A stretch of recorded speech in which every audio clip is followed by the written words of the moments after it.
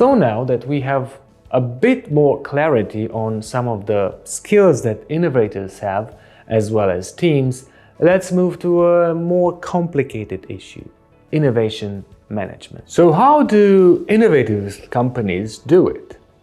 Well, the decision of including innovation in the core practices of your business implies a fundamental business transformation. This way, a culture of innovation is being built.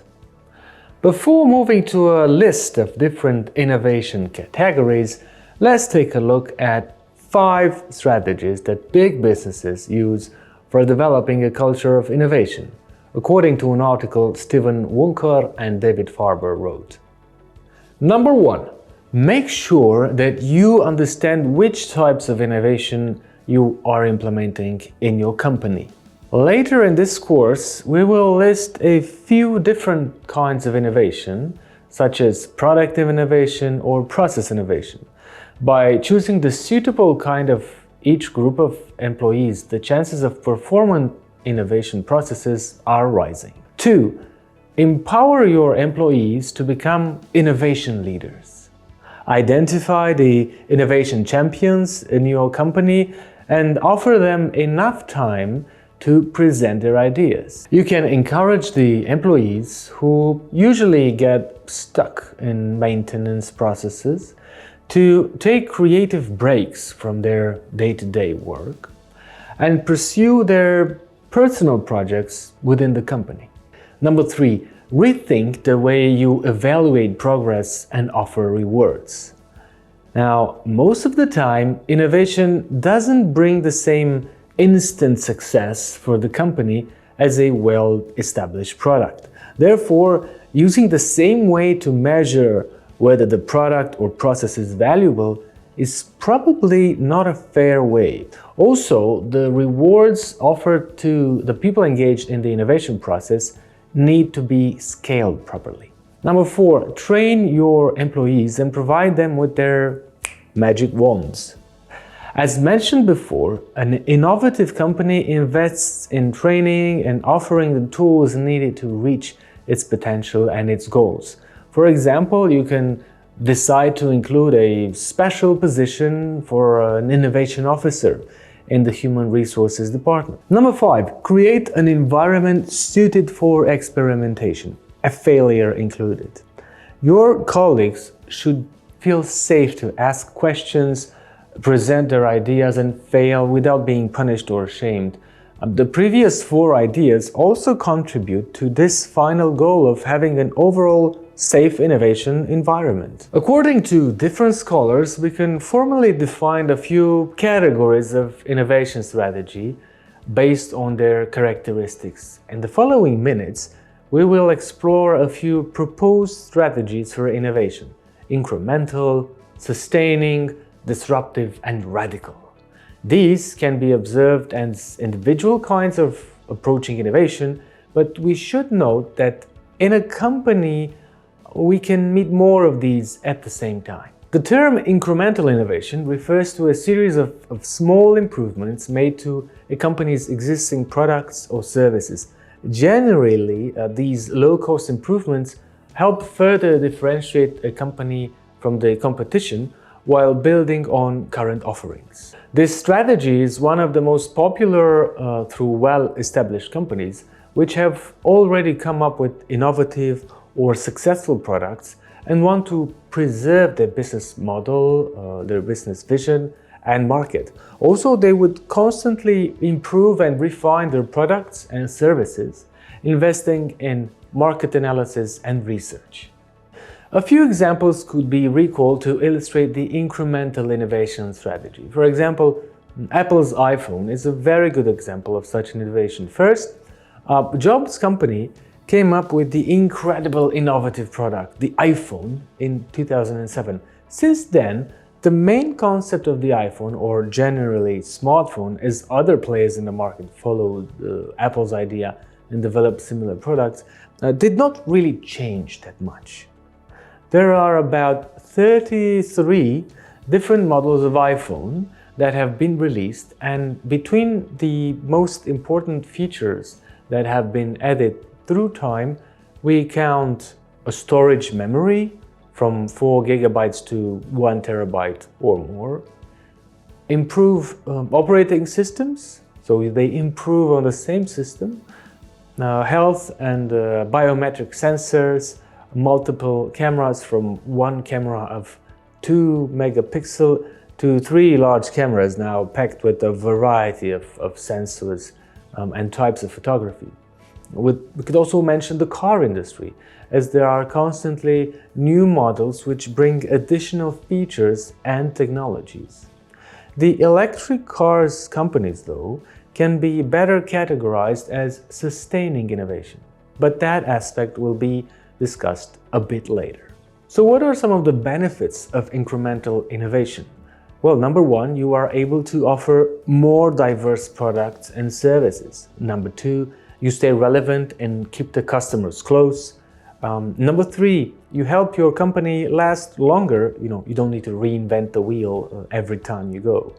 Hence, if your company has already started to be appealing to customers and you want to constantly make little and affordable improvements, incremental innovation might be the best strategy. Sustaining innovation is quite the opposite of disruptive innovation, as it exists in the current market, and instead of creating new value networks, it improves and grows the existing ones by satisfying the needs of customers. Just like incremental innovation, sustaining innovation is a method chosen by companies that have already reached their customers but want to improve their product or service. Though, in contrast to the previously explained kind of innovation, sustaining innovation takes a more significant type of improvement. Now, a bit about disruptive change. Sliding a bit through time, we could imagine trying to start a transportation business in 1824. You may have bought dozens of horses and prepared the infrastructure in order to facilitate coal transportation between Stockton and Darlington in England. What would happen is that 1 year later, thanks to George Stephenson and many other engineers and inventors, the world's first steam engine locomotive ran between the two towns. The event of such an impactful change in this industry is exactly what we want to cover in the disruptive change section of this course. Also, it should be added that we as innovators may sometimes aim to create this kind of disruptive innovation. Disruptive change occurs because of innovation in industries, change in the company's structure, or transformation in business models. These fundamental changes disrupt the way an organization conducts business. Another term useful in our context is disruptive innovation. This type of innovation, a term which is popularized by Clayton Christensen, refers to innovation that transforms expensive or highly sophisticated products or services previously accessible to a high-end or more skilled segment of consumers to those that are more affordable and accessible to a broader population. This transformation disrupts the market by displacing long-standing established competitors. With a few examples chosen from the list of the most successful companies nowadays, we can deepen our understanding of disruptive innovation. For example, probably the most classical example of all is Netflix.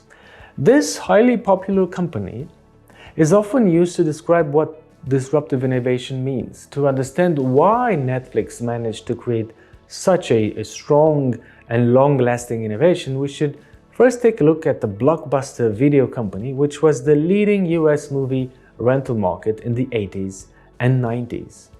In 1997, the founder of Netflix also targeted the market of movies, the same market, especially rental.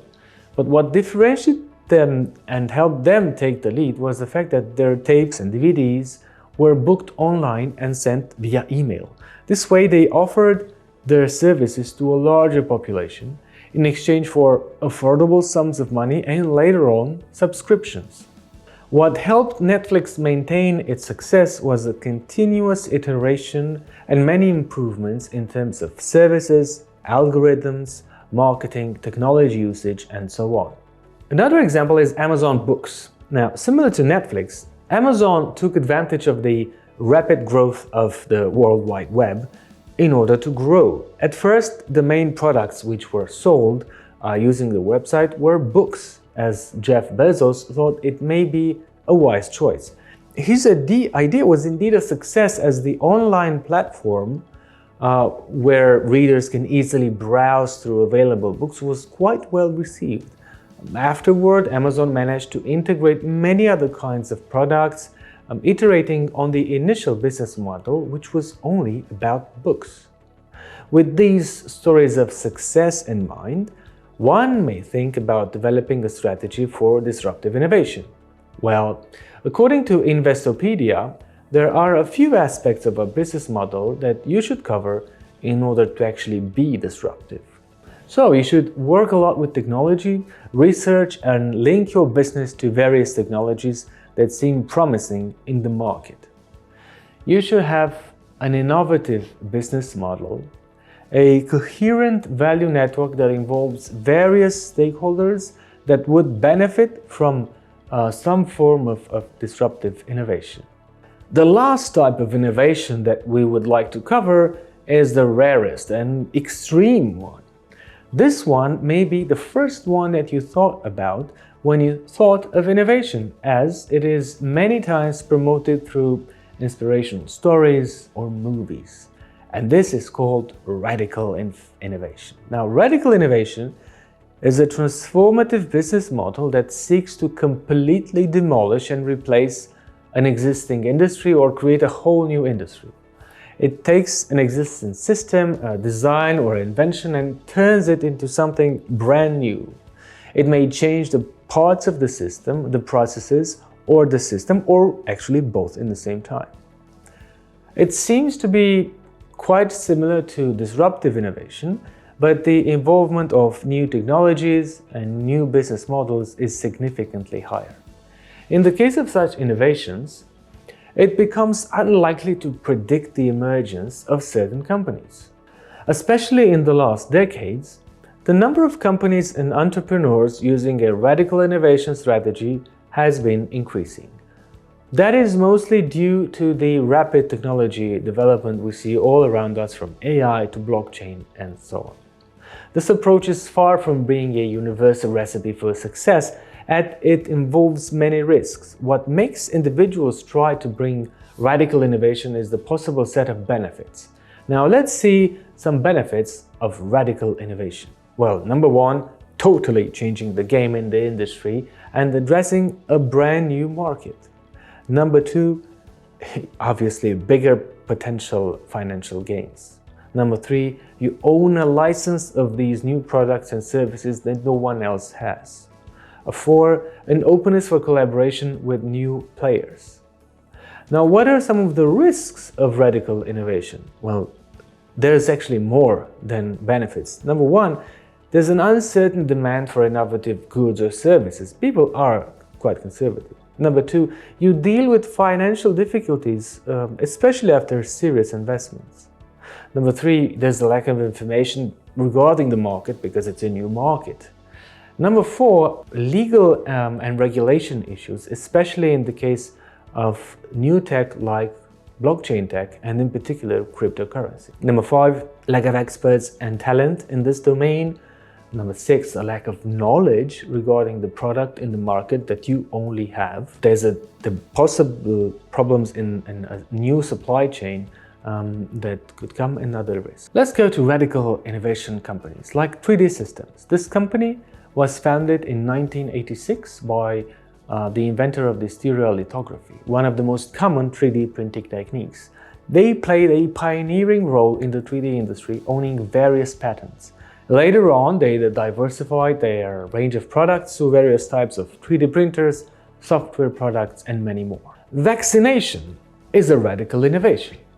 This is a bit different from the businesses we are familiar with nowadays, but talking about radical innovation, it is interesting to take a look at the history of vaccine development. Salesforce is one of the few companies to have launched a truly radical innovation. Its CRM system harnesses not only a new technology platform in the form of cloud computing, but a new business model too. When the company launched its product back in 1999, its business model of selling the software as a service was truly and radically innovative. Now that we better understand various types of innovation, let's go deeper into how we manage and collect innovative ideas. Well, number one, scanning ideas, trends, threats, and opportunities inside or outside your company.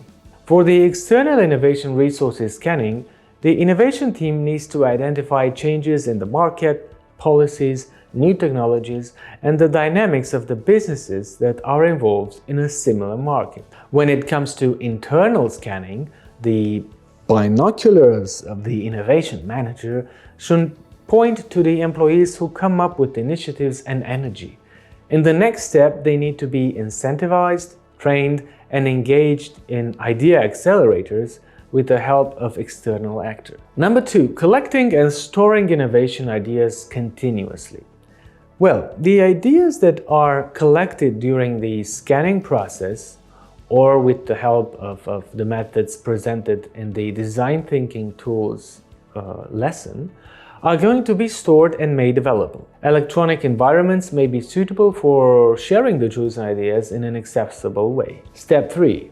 Evaluating innovative ideas. Well, a process of evaluating the collected ideas is developed with the help of the promoters of these ideas, other employees, experts, and board members.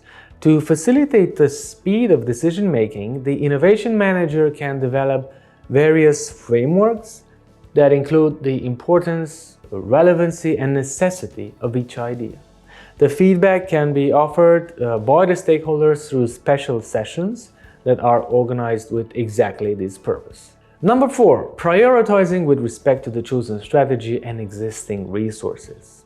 Well, some of the possible factors that can be taken into account while choosing the ideas that will be implemented may include, for example, the innovation strategy of the company, the human resources capacity to research and test the new product or processes, the number of financial resources that are available, or the interest of the employees shown for each of these ideas. Once you have chosen the idea that you want to implement, the team has been formed, and the process is working as expected, things may seem to be rolling somewhat smoothly.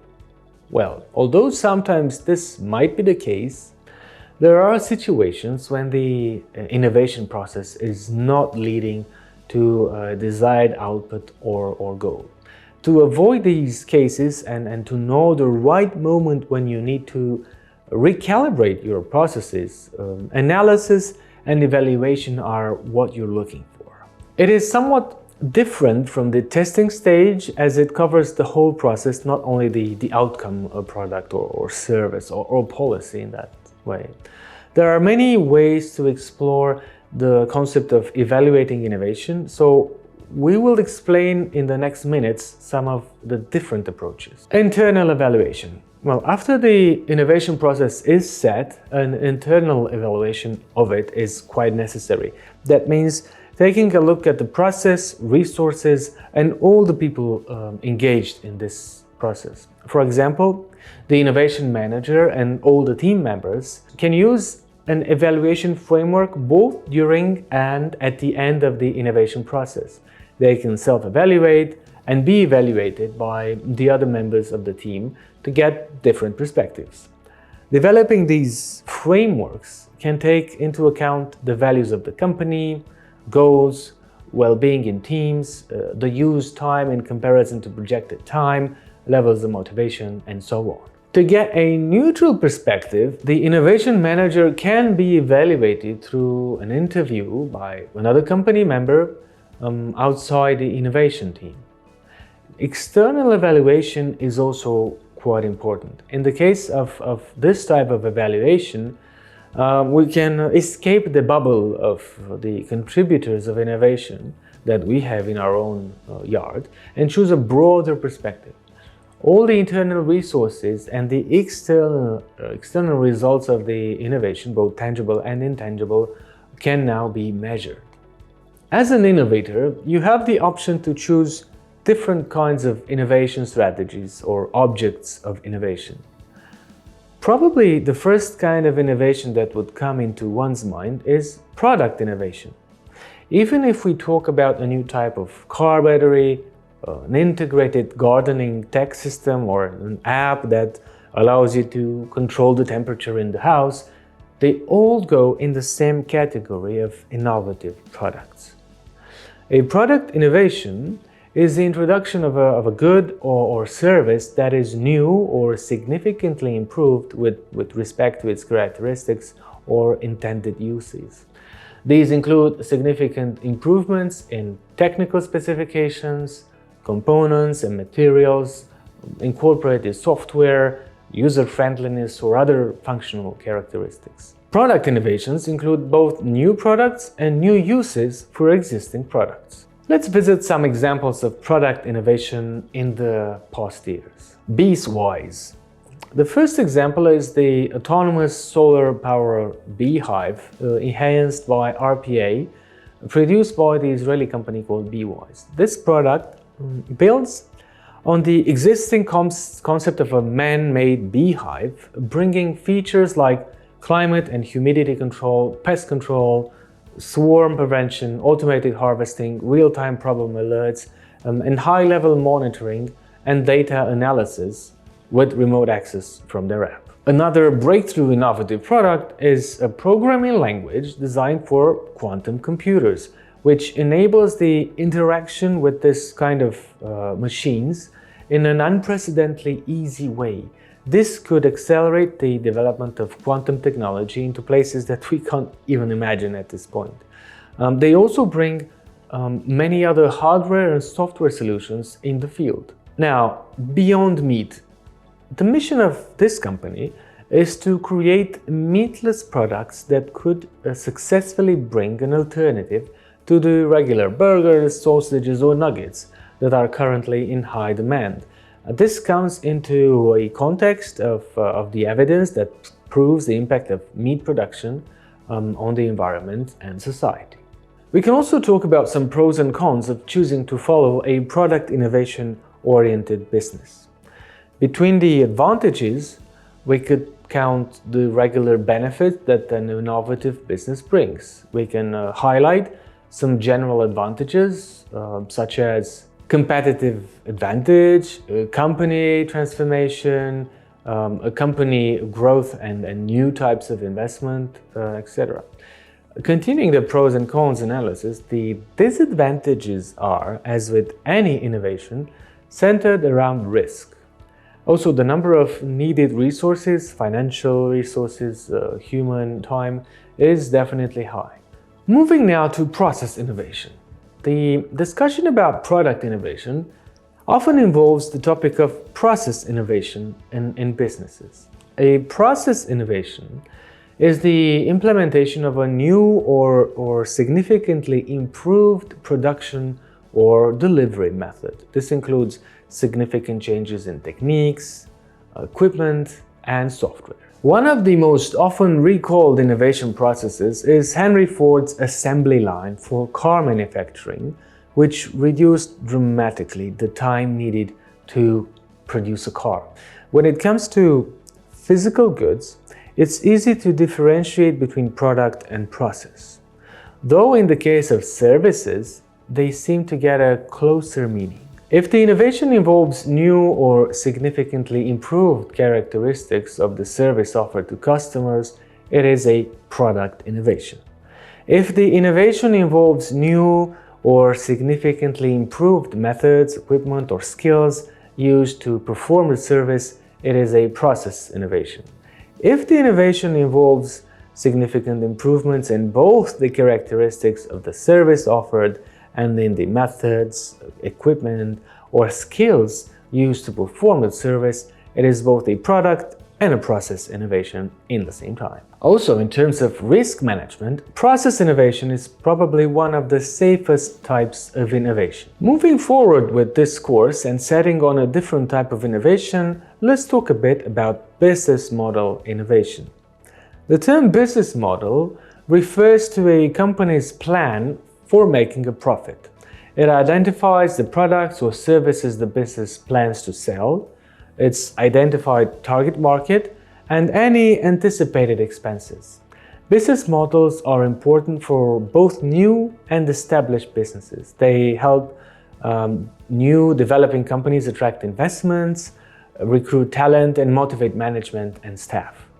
The business model generally describes how a company generates value. Meanwhile, our particular aim is to take a look at what business model innovation means. Now, business model innovation is the development of new, unique concepts supporting an organization's financial viability, including its mission and the processes for bringing those concepts to fruition. The primary goal of business model innovation is to realize new revenue sources by improving product value and how products are delivered to customers. So why bother with changing the business model when you can continue with business as usual? Well, there's many benefits of having such an approach, but the main benefit is that a business that is reshaping itself as a response to the market or to technology advancements or just general feedback certainly creates more value for its stakeholders and shareholders. If you are looking for some applied examples of business model innovation, you can think about the following options. You can come up with subscription models for your solution. Offer free versions of a premium product. You can affiliate with stakeholders from a variety of fields, NGOs, other companies, and the state. You can integrate certain approaches like franchising, auctions, micropayments, pay what you want and pay as you go. So far, we have mainly talked about the innovation for usual businesses that have the main aim to create valuable products and sustain themselves financially. These days, it has become obvious that there is a need for another approach. We are facing various challenges, and businesses can pave their way into working towards solving these challenges. This can also happen while the business is profitable. Through social innovation and social entrepreneurship, issues like inequality, climate change, dysfunctional economies, disease, inefficient education, and many others can be addressed and tackled. Thus, the concept of social innovation can be described as follows. Social innovation refers to the design and implementation of new solutions that imply conceptual, process, product, or organizational change, which ultimately aims to improve the welfare and well-being of individuals and communities. Many initiatives undertaken by the social economy and civil society have proven to be innovative in dealing with socioeconomic and environmental problems while contributing to economic development. To fully tap the potential of social innovation, an enabling policy framework is needed to support public, non-profit, and private actors to co-create and implement socially innovative solutions and thereby contributing together to addressing socio-economic issues. They can also build stronger territorial resilience and better respond to future shocks. We may wonder, though, how is social innovation different from a traditional innovation approach? In social innovation, multidisciplinarity is working at its best. At the same time, the approach is more transparent, companies being driven to cooperate and share knowledge. At the same time, the main idea of innovation projects comes from a societal or environmental need. Another term useful in this context is the social entrepreneur.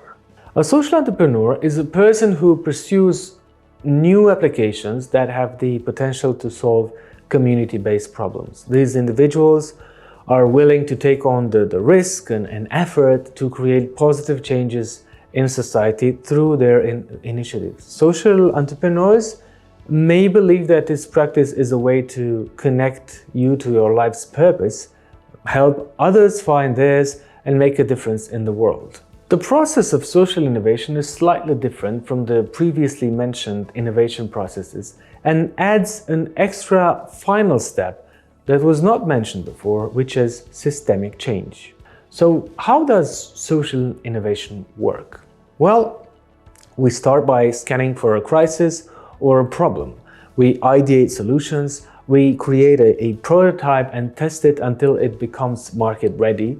We scale it to other markets and ideally achieve this final step, which is systems change. This was a short intro into innovation and innovation management. For more in-depth knowledge, check our Genesis learning and networking platform, drop us a line at hello@innovationsolutions.eu or follow us in future summits.